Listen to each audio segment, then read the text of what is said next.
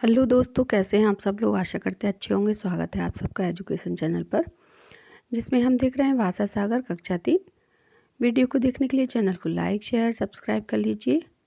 आइए पढ़ते हैं इस वीडियो के माध्यम से आगे के पाठ को। पिछली वीडियो में हमने पाठ पढ़ा था बुद्धि की करामात। इस वीडियो में देखते हैं उसके अभ्यासकार को, प्रश्नों के उत्तर को, जो भी इसमें दिया गया है। इसके माध्यम से उस पाठ को और भी अच्छे से जानते हैं। पहला प्रश्न है, जंगल में चीते का आतंक क्यों फैला हुआ था। उत्तर है, चीते की काली खाल, भयंकर आंखों और तेज दांतों के कारण जंगल में उसका आतंक फैला हुआ था। अगला प्रश्न है, भैंसा क्यों मजबूर था। उत्तर है, भैंसा इसलिए मजबूर था क्योंकि उसके पास बुद्धि नहीं थी। अगला प्रश्न है, किसान ने चीते को अपनी बुद्धि कैसे दिखाई। उत्तर है, किसान ने चीते को पेड़ से बांध दिया और चारों तरफ सूखे पत्ते, सूखी लकड़ियां बिछा दी और उसमें आग लगा दी। इस तरह किसान ने चीते को बुद्धि दिखाई। अगला प्रश्न है, भैंसे के ऊपरी जबड़े के दांत क्यों टूट गए। उत्तर है, आग में जलते हुए चीते को देखकर भैंसे को हंसी आ गई और वह हंसते हंसते एक चट्टान पर जा गिरा। उसके ऊपर के जबड़े के दांत टूट गए। चट्टान से टकराने के कारण उसके ऊपर के दांत टूट गए। अगला प्रश्न है, चीता परिवार के सदस्यों के बदन पर काली भूरी धारियां क्यों होती हैं।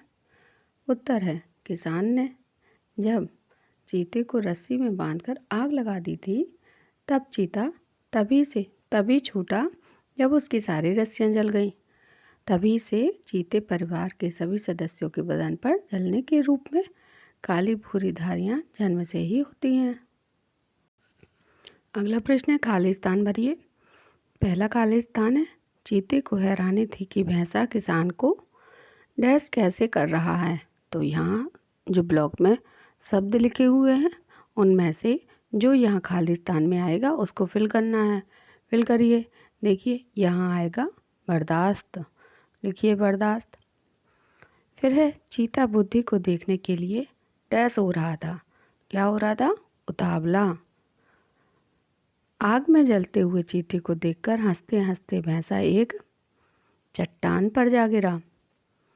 रस्सियां जल जाने पर चीता दर्द से कराहता जंगल में भाग गया। भैंसा परिवार के सदस्यों के ऊपरी दांत जन्म से ही नहीं होते हैं।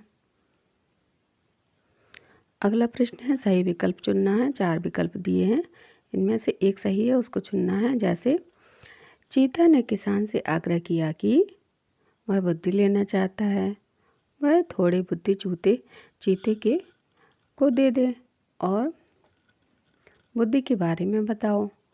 घर जाकर बुद्धि लेके आओ। तो चीते ने कहा था किसान से कि तुम घर जाकर बुद्धि लेके आओ, मुझे बुद्धि देखनी है। तो यह चौथा नंबर सही होगा, घर जाकर बुद्धि लेकर आओ। फिर एक किसान ने घर जाकर बुद्धि लाने से इनकार क्यों कर दिया। उत्तर है, घर बहुत दूर था, कदम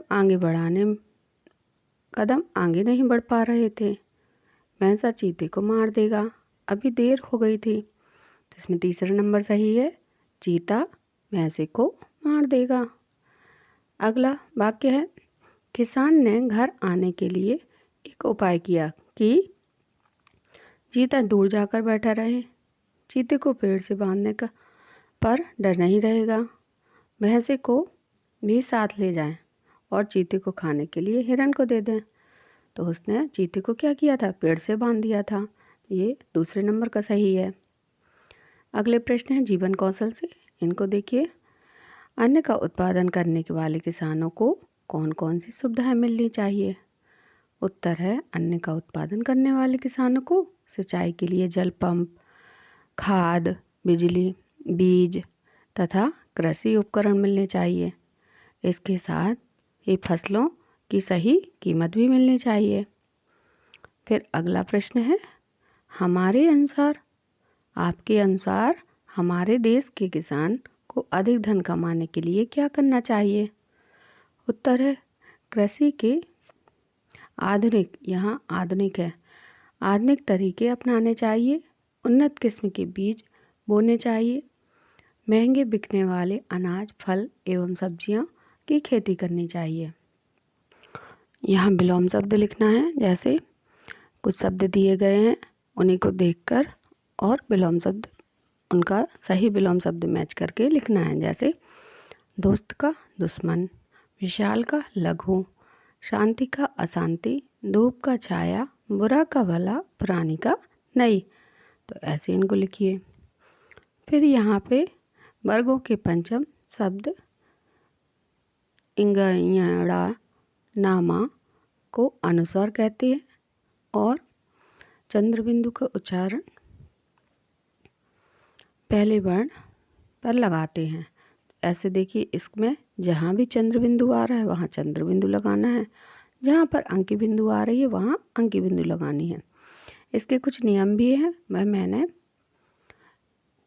मैं आगे उसको समझा दूंगी, है ना।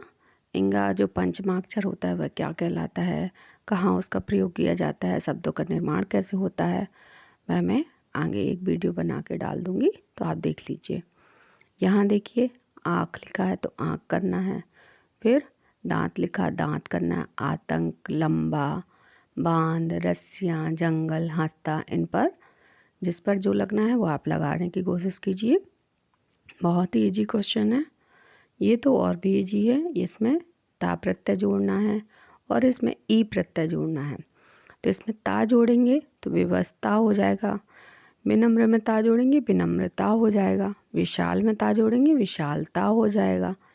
ऐसे ही यहाँ ई की मात्रा लगानी, ना कि ई अक्षर को लिखना है। यहाँ देखेंगे मजबूर, ई जोड़ेंगे तो मजबूरी हो जाएगा। ऊपर में ई जोड़ेंगे ऊपरी हो जाएगा और खेत में ई जोड़ेंगे खेती हो जाएगा। ऐसे लिख लीजिए आप यहाँ पे। फिर अगला प्रश्न दिया है, क्रिया शब्द काम के करने या होने को क्या कहते हैं, क्रिया कहते हैं। तो यहाँ ये वाक्य में क्रिया दी गई है। जैसे भैंसे पीछे पीछे किसान, भैंसे के पीछे पीछे किसान चल रहा था, तो इसमें क्रिया क्या है, वाक्य में क्रिया बताइए। इसमें है चलना, तो यहाँ लिखेंगे हम चलना। तो ऐसे वाक्यों में से क्रिया आप आसानी से निकाल कर लिख लीजिए, है ना। यहाँ हमारा पाठ यह समाप्त हुआ। आगे की वीडियो में आगे के पाठ को करेंगे। इसको हम यहीं समाप्त करते हैं। धन्यवाद।